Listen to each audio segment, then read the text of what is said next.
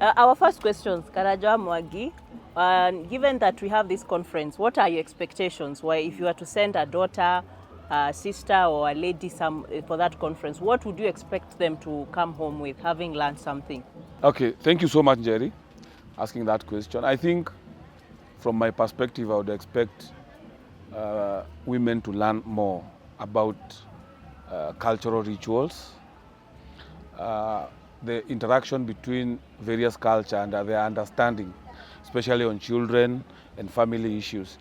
This is because the Gikuyu Academy, we've experienced that we have our girls who are married by other cultures.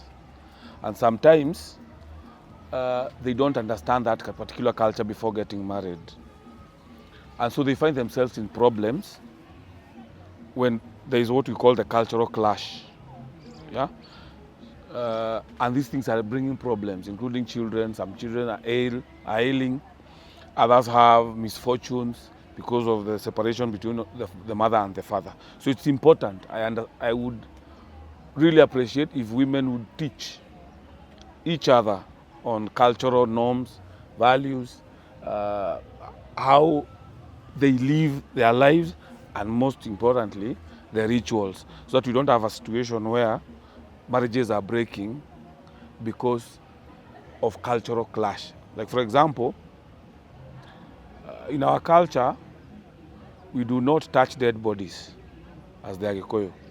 We have other cultures that a body will be brought home, and it will be expected probably a wife to sleep in the same house with a dead body. So I mean, at that particular time, our women are finding it a problem.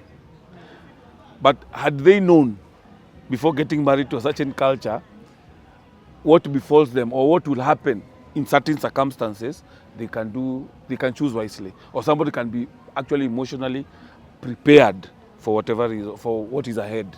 Yes. Yeah, I think that is what I would want with people to take home.